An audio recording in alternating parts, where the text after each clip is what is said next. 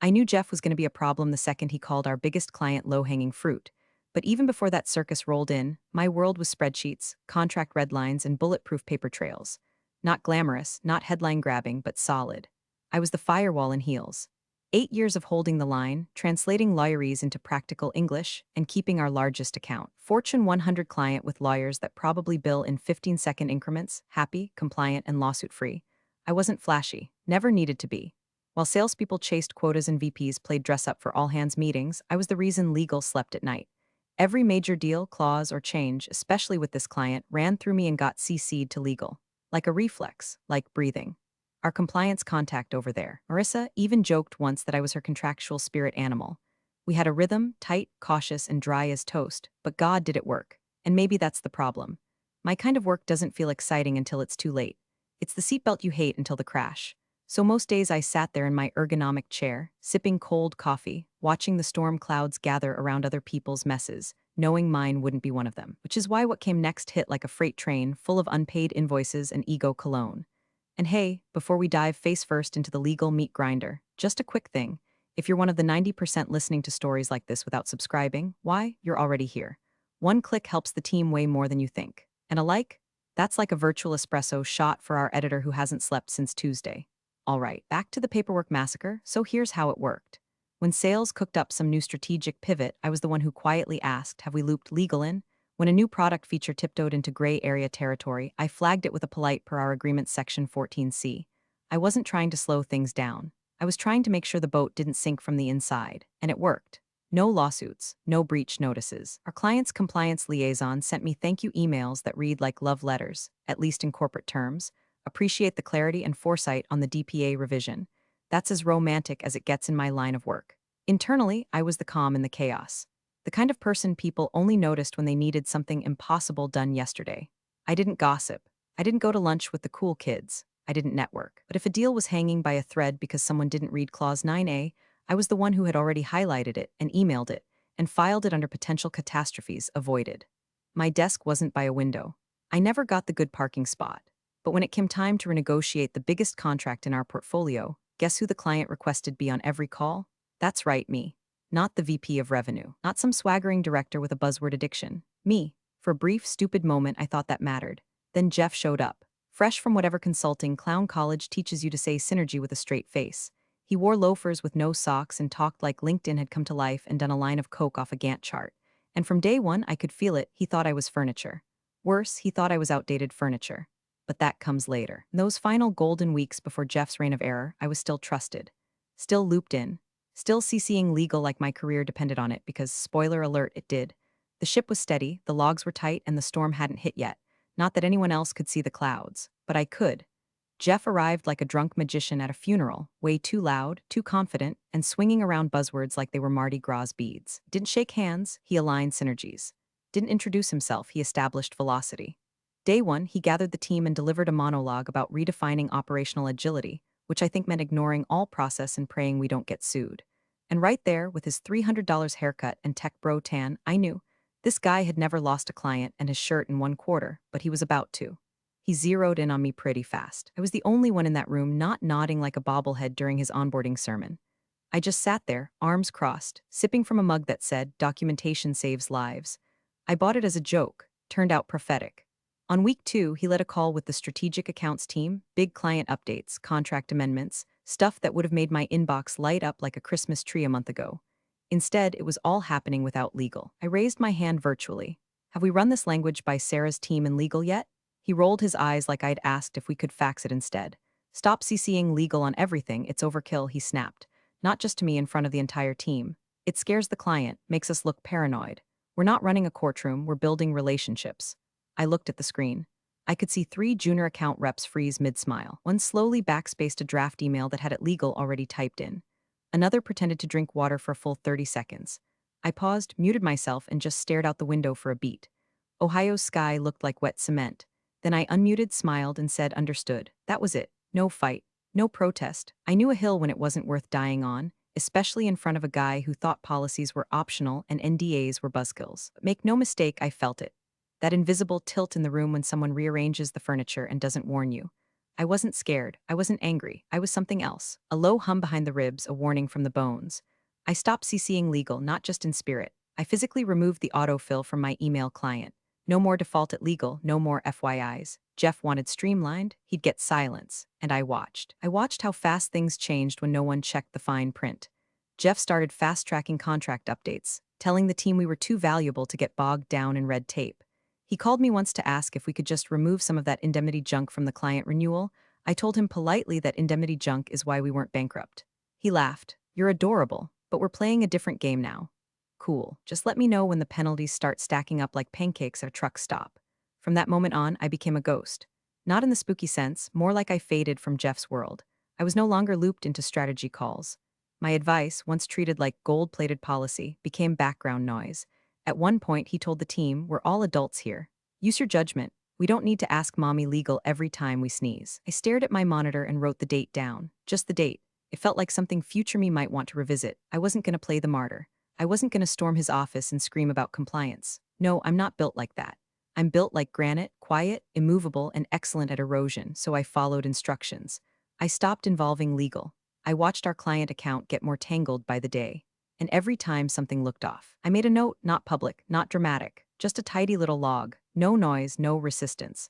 Just the slow, steady click of a chess piece moving into position.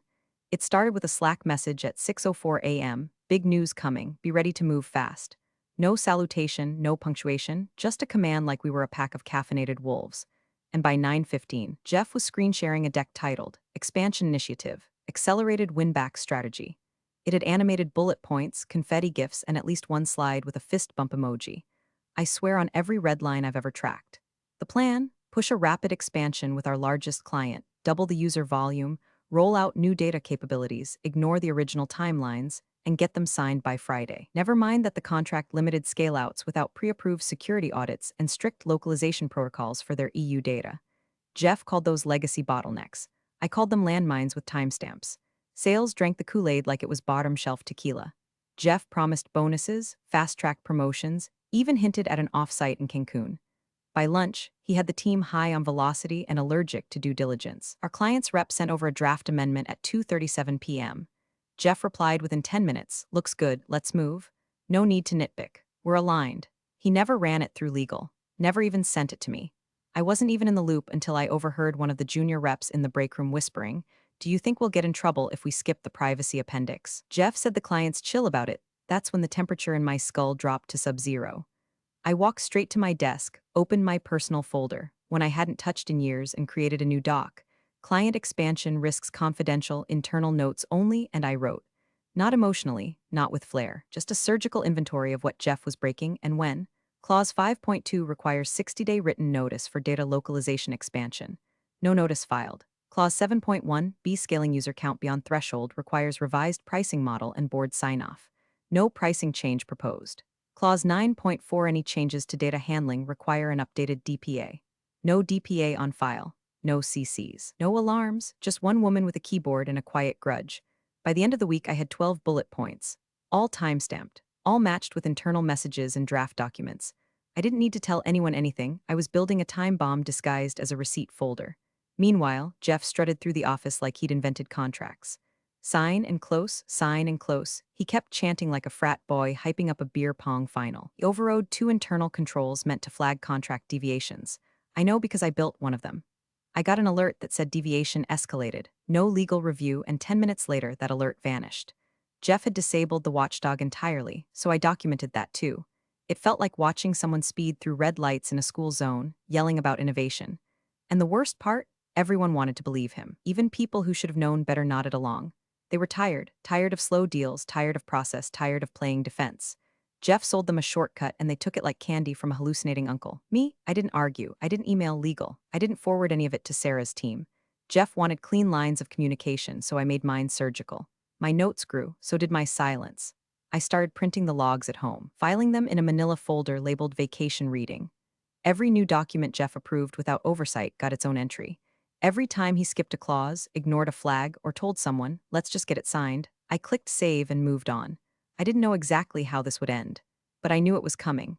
You can only slap duct tape on a pressure valve so many times before something explodes. and when it did. I wanted every ounce of evidence to whisper the same quiet truth. You told me not to involve legal, so I didn't. The first time I noticed, it was subtle, a thread about a client-side technical rollout that should have landed in my inbox but didn't. I found it days later, buried in a forwarded message from a junior ops analyst who asked, "Was this supposed to bypass your review?" The second time, I was explicitly removed. Jeff replied all to a contract discussion and deleted my name from the recipient line. Not even sly about it, he just didn't want me there. Leaner comms, he'd said in the last team huddle, pacing like a wannabe Steve Jobs with a fidget spinner. Too many voices muddies the decision stream. We don't need hall monitors, we need accelerators. I smiled, nodded, even clapped a little. Then I added a new entry in my growing internal file. 4/21 proactive exclusion from data compliance discussion client expansion. Attached the forwarded email, titled it Evidence of Intentional Circumvention. Quietly, methodically, I kept the blade sharp. By May, I was persona non grata on anything forward-facing. My job title hadn't changed, but my inbox did. What used to be a flood of contract approvals and redline reviews turned into an echo chamber of calendar invites for meetings that no longer require your expertise. I'd become a ghost with a badge. That's when it happened. First threshold violation came in a mid-month internal update. The client's data environment had quietly moved to a regional cloud zone in Frankfurt, a location not listed in the original DPA. According to Clause 6.3 of the agreement, any change in data geography required a formal DPA amendment and client-side notification. Neither had occurred. The second violation came exactly 6 days later, an internal slide deck proudly proclaiming user base expansion, plus 112% since March. That might have made Jeff a hero on LinkedIn, but I knew what Clause 7.1 said. User volume above 50% expansion required a renegotiated pricing structure and board-level review. No new pricing. No board review. No alarms, except mine. I sat at my desk, 3-ring binder open, pen tapping against my notes, and stared at that slide like it was a signed confession. Then I did something I hadn't done since Jeff's little overkill speech. I sent a formal warning. Just one, just enough to keep the record whole. Jeff, VP Strategic Accounts, CC. Tanya, Ops Lead Subject. Expansion Compliance Review. Hi Jeff, noting recent developments regarding user growth and data zone migration, I want to flag 2 items that intersect with our existing contractual obligations under Agreement 2021Q3A. Specifically, Clause 6.3 requires client-side DPA amendment for data localization shifts. Clause 7.1 requires renegotiated pricing for usage over 50% baseline. We should consider pausing additional deployments until legal can advise. Let me know if you'd like me to draft a review packet. Best my name it wasn't a grenade. It was a whisper in a vault, but it existed. One immutable mark in the timeline.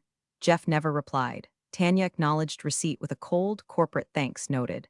I saved the thread, PDF'd it, added it to the growing archive labeled Final Season, Jeff's Greatest Hits. Every day after that, the walls got tighter. Jeff praised self-starters who didn't wait for legal babysitting. I became the office paperweight, polite smiles, fewer invites, more thanks, but we've got it. My role wasn't just being trimmed, it was being surgically erased. And still, I wrote, every Slack thread that mentioned speed over red tape. Every contract pushed without a compliance check. Every instance where I was looped out, cut off, ignored. It went in the file. They could erase me from the calendar, strip me from CC lines, redefine my role until it was hollow. But they couldn't erase the audit trail I was building with monastic precision. No fireworks, no tantrums. Just the steady, quiet ritual of someone who's been through this dance before. You don't need to raise your voice when you're holding receipts. You just wait for the echo to reach the boardroom. The ping came in at 8:07 a.m. Calendar invite, 50 minutes subject line, restructure alignment, talent optimization. That's the kind of phrase they cook up in a glass boardroom over cold brew and cowardice. I clicked accept. I already knew. I'd seen this slow guillotine before, except this time I wasn't standing under it. I'd already stepped aside and started measuring its trajectory. 10 minutes later, through the paper-thin glass of the HR conference room, I could hear Jeff's laugh echoing like a drunk karaoke cover of success. He was on a call, celebrating, and not just with anyone. With the client's VP, my contact, my counterpart, the one who used to email me directly for clarification on every compliance change. This is what Agile looks like, Jeff boomed through the wall. Clean comms, fast deployment, no drag from outdated process. I stared at my inbox, blinking slowly. There it was. The HR confirmation, as discussed, your role will be sunset as part of a strategic realignment initiative focused on forward momentum. Sunset, like I was a screensaver or a pharmaceutical side effect. My last day would be 2 weeks out. No retention offer, no handoff, just vanish politely. 5 minutes after that, Jeff called me directly. No hello, no build-up. Just his voice, syrupy with triumph. Wanted to touch base personally. Look, this isn't about performance. You've been great, solid, but we're shifting to a faster lane and we need people who can move. That last word hung in the air like bad cologne.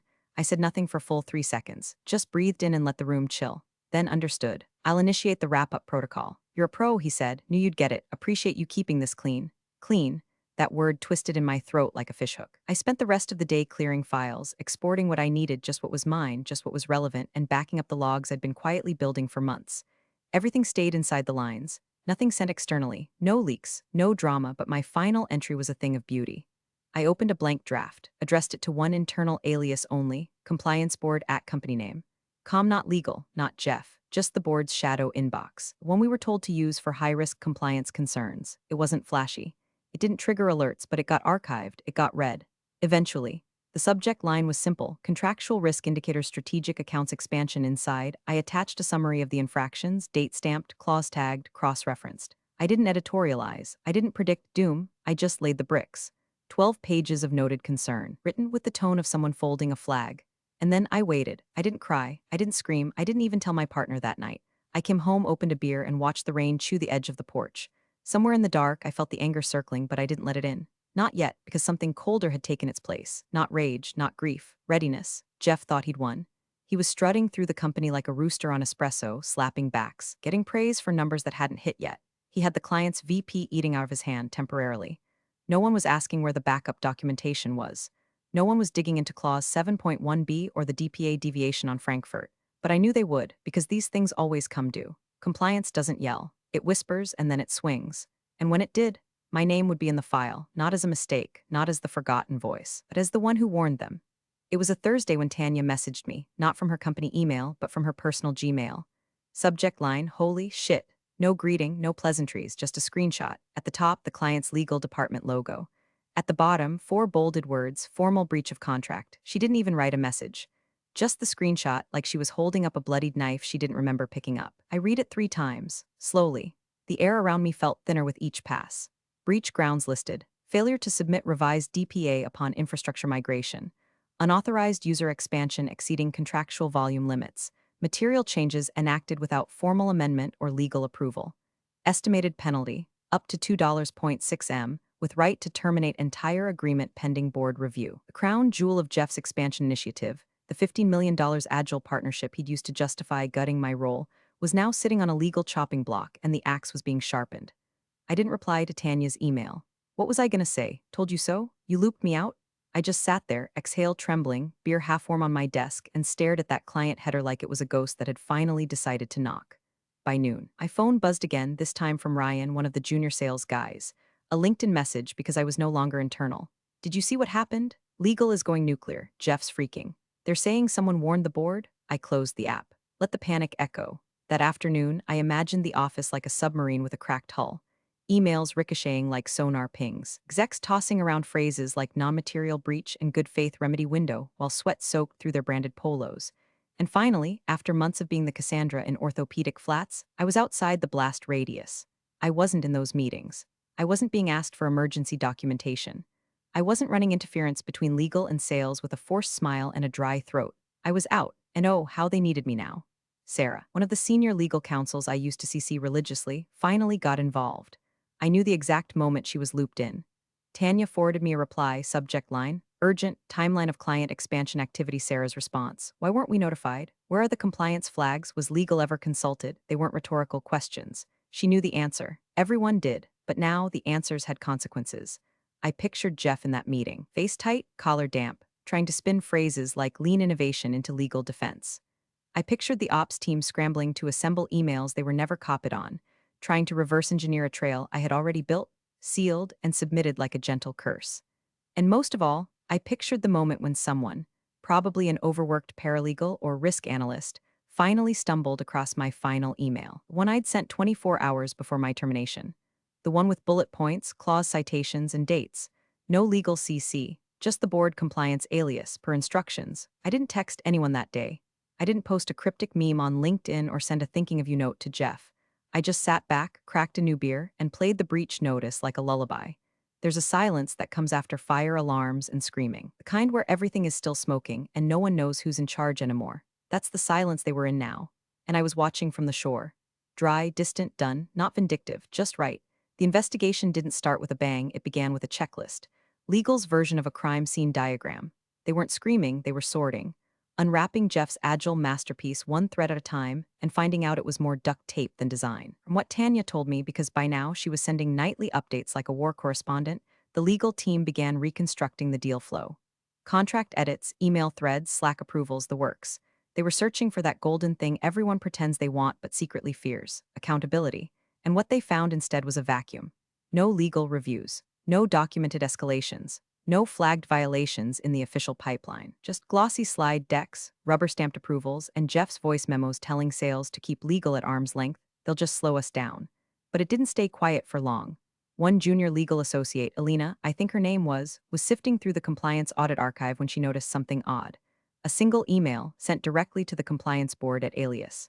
Subject line: Contractual Risk Indicators Strategic Accounts Expansion. Timestamped exactly 10:24 a.m., the day before my final sign-off. No bells, no CCs, just a precision missile that had been sitting there unnoticed, waiting to detonate. She opened it. Inside, 12 pages, bullet points, clause numbers, dates, evidence of breach, risk forecasts, all signed with my name at the bottom in my usual dry, surgical tone. No drama, no accusations, just the kind of documentation that makes lawyers sit up straighter and VPs start sweating through their dress shirts. Tanya said the room went silent. Legal had been asking, who knew? And now the answer was staring them in the face. I did, and I said so, before it happened, before I was cut. But they hadn't seen it because I followed orders. Jeff had said, don't involve legal, so I didn't. I followed protocol. I sent it to the board Alias, as instructed in our internal documentation for compliance escalation. They couldn't ignore it now. Alina brought it to Sarah, the senior counsel. Sarah read it, twice, said nothing, just highlighted 3 sections and forwarded it to the GC with the note: this changes the timeline, because it did. My email reset the clock. Suddenly, this wasn't an unfortunate oversight, it was a preventable breach. A documented warning ignored. Bullet fired and dodged, until it curved midair and came back around. Jeff had framed the situation as a group learning opportunity. We all missed it. But the moment that email hit the board's radar, the narrative cracked in half. He missed it, because he had told the one person with their hand on the brake to stop pulling it. Tanya told me the executive thread lit up after that. GC weighing in. Risk management looping in finance. Someone pulled the data logs. My email was opened, downloaded, added to the investigation file. And the best part? It didn't sound like revenge. It didn't feel personal. It was clean, professional, deadly, like a scalpel. There's a special kind of power in knowing the arrow you let fly quietly months ago is still moving, still spinning through the air while your enemies pretend they've already won. And then it lands, not with a scream, not with blood. Just a simple echoing, she warned you. I didn't need to show up. I didn't need to testify. My part was done. The arrow was in flight.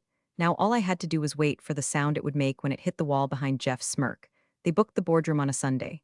That alone told you the storm wasn't passing, it had arrived. Emergency session, full quorum, no catered lunch, no small talk, just suits, silence, and the quiet dread of a company realizing it's been driving blindfolded through a minefield. Jeff showed up early. Tanya said he was pacing outside the glass doors, phone glued to his ear, trying to look in control but pulling at the collar of his shirt like it was choking him. Maybe it was. Inside, the GC opened the session with a phrase that only lands 2 ways, either with relief or ruin. We have clarity. They went through the timeline. Legal laid it all out, slide by slide. Each decision Jeff made, each contract violation, each opportunity to flag legal that was bypassed in favor of speed. Sarah from legal delivered the presentation like a funeral eulogy, calm, grim, factual, and then she held up the printout, my email, the 12-page document I'd submitted to the board compliance Alias the day before my last day. This is the earliest formal escalation we have on file, Sarah said, turning the paper so everyone could see my name on the from line. It details every material risk, matched to contract language, with citations and timelines. She paused, then added, she followed instructions. Legal was removed from communication. She complied with internal protocol by escalating directly to the board Alias. Then the GC spoke, slow, deliberate, voice flat as concrete. We've confirmed the breach is legitimate under contract terms. We have no legal buffer, no advisory trail, no formal mitigation.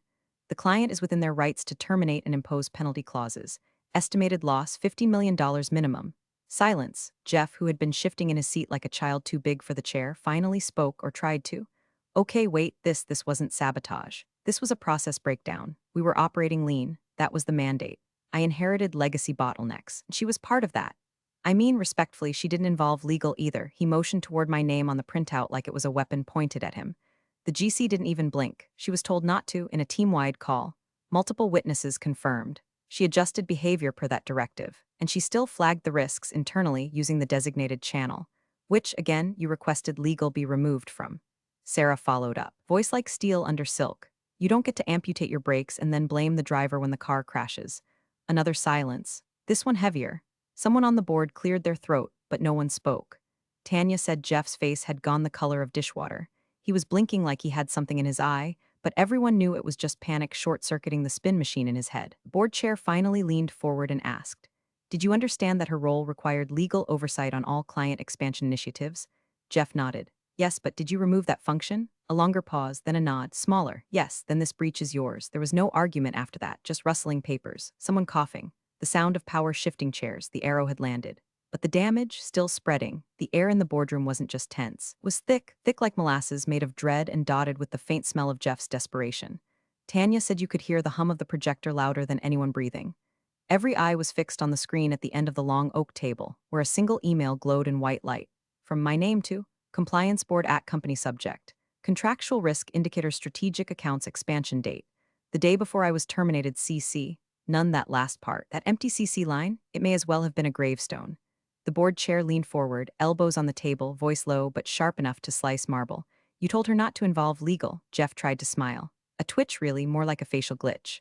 Well, yes, but look, the point was to streamline, not to, nobody expected. The lawyer cut him off. Calm, precise, lethal. Then you assumed the legal burden and lost us $15 million. Jeff blinked twice. No comeback, no corporate speak. Just his mouth hanging open like a car alarm that didn't know it was broken. Sarah turned to the board and continued. This was not a misunderstanding. This was a willful removal of standard legal process.